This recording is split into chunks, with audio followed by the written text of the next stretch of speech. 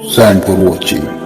Don't forget to like, comment, share, and subscribe to Mufti Muzamil. السلام علیکم ورحمۃ اللہ وبرکاتہ۔ سردی سے حفاظت کے لیے بہت ساری چیزوں کی ضرورت ہوتی ہے جو ہر شخص کو میسر نہیں ہوتی، ہر شخص کے پاس نہیں ہوتی ہے۔ تو اس لیے سردی کا موسم غریبوں کے لیے وبال جان ہوتا ہے، جس کا احساس فرشتوں کو ہوتا ہے۔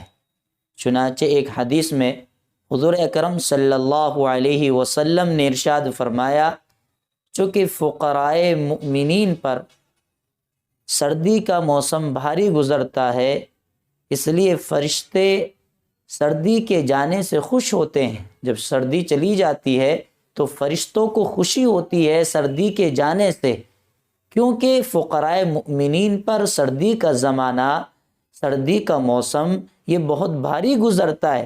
ان کے پاس پہننے کے لیے کپڑے نہیں ہوتے، ان کے پاس اوڑھنے کے لیے لحاف نہیں ہوتا، اوڑھنے کے لیے کمبل نہیں ہوتا، پہننے کے لیے جیکٹ نہیں ہوتی۔ تو فقراء مؤمنین پر سردی کا موسم بہت بھاری گزرتا ہے۔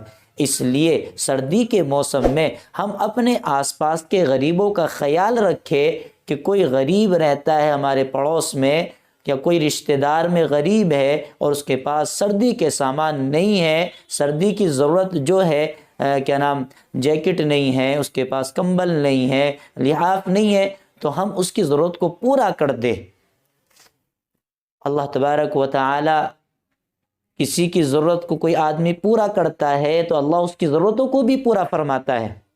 میں ایک واقعہ سناتا ہوں کہ ایک مشہور تابعی ہیں صفوان بن سلیم، ان کے بارے میں منقول ہے کہ وہ ایک مرتبہ سردی کے موسم میں مسجد سے باہر نکلے کہ ایک شخص سردی سے کانپ رہا تھا، ان کے پاس سردی سے بچنے کے لیے کوئی چیز نہیں تھی، تو انہوں نے اپنی قمیص اتار کر اس شخص کو پہنا دی۔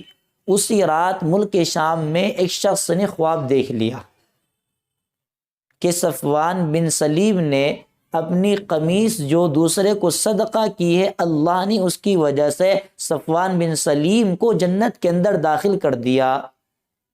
تو جس شخص نے خواب دیکھا تھا وہ مدینۃ المنورہ آیا، اور مدینۃ المنورہ آنے کے بعد صفوان بن سلیم کا پتہ معلوم کیا اور ان کو جا کر پورا خواب بیان کیا۔